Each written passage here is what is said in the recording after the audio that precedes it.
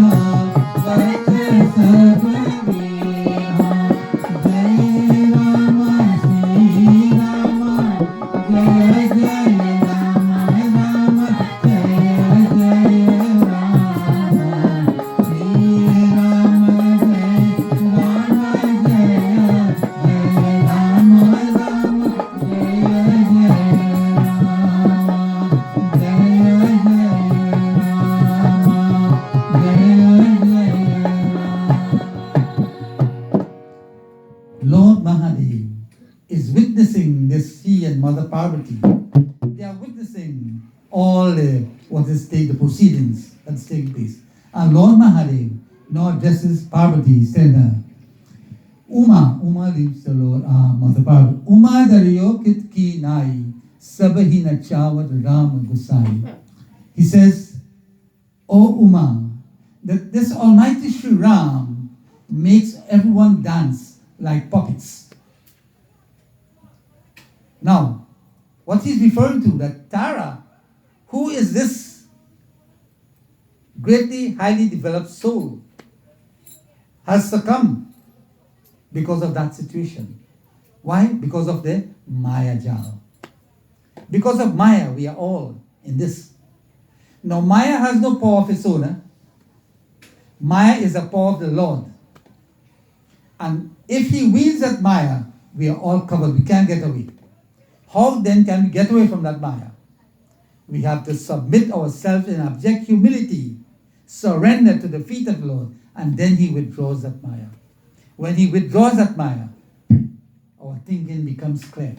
We begin to see everything as they are. And that is the power of the Lord.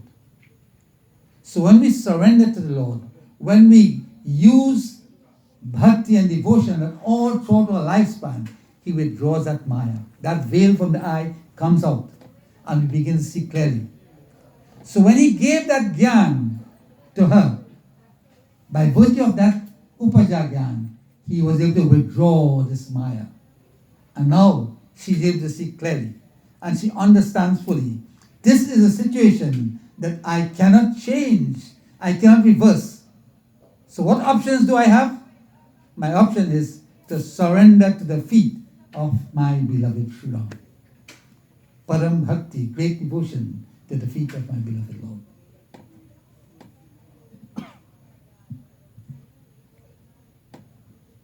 Sabha Sugriva Aya Sudinha Mritaka Karma Biti Vata Sabalinha Kinha. He's saying that Rama's bidding, Sugriva performed all through Rama's instrumentation. He asked Sugriva is the brother of Bali, to perform all the funeral rites with due ceremony. Perform the rites of your brother. Now, he and his brother were real bad enemies. And look what has happened. It so happened that he has to perform the rites of his brother. His brother has given him a severe beating, kicked him out of the kingdom, took his wife and everything. And he found solace at that time at the feet of Prabhu Sri Ram. So Sugriva now is going to perform. Sri Ram instructed him to perform the funeral rites of her brother with all due ceremony. So when we are performing the rites, we just don't do it because we have to do it. There are certain bhav, a feeling, emotion that must be involved in doing it. I am doing this for my departed father or my mother or whoever the relation is. And I'm going to do it with all my might and my power, with the greatest love at my command. This is why I'm going to do it. Because whatever I do, there are consequences. And I want the best for him or her. That's why I'm doing it. So when we do anything for anybody, a friend or anybody, do it to the best of your ability. Just don't do it because you were asked to do it. Give it your best shot. If you make mistakes in giving it your best shot, that is okay. But if you deliberately do it haphazardly, that is indeed a great sin, my friend. Whatever you have to do it with the greatest amount of love and devotion at your command. Especially, I have seen it, where children, it has happened within our family, where children have changed their religion. And when the father died, they say, I have absolutely nothing to do with that. That is Obia business. I mean, what kind of dotishness is that? How very stupid. When you were there, when you were a baby, when you couldn't do anything, he cleaned you and fed you and everything. Now that he has passed on, you are so big. God only knows. You now know God. You didn't know God before. So we do all kind of foolishness in the name of religion, in the name of this and that. Let me tell you something. God knows the hearts of all people. And there is no particular way to pray to God. God wants your devotion, your heart. That's what here. They say God resides in all hearts. But how come he resides in all hearts and we have so much of murders and look at what's happening in Afghanistan. And they are godly people. Is it really godly? If God resides in all hearts, God is peace, God is love, God is humility. And if he resides in all hearts, how come we have this type of behavior? It is because if God resides there are certain qualities and characteristics that we must develop so that we can awaken that energy. That energy there lying dormant. If we do not cause our devotion to be right to awaken that, it will remain dormant all the time. And Tulsi Das gave a very beautiful illustration. He says it is like a match and fire. If you scratch a match, the sulfur of the grain on the match, what happens? It lights. A fire emerges. No, you did not create that fire. That fire is always there. All now that fire is there. But the fire is in a latent form. Latent means doesn't manifest itself. It is there, but you can't see it. Right? So this fire is really in a latent form. But when you struck the match, what happened? The friction caused that fire to emerge.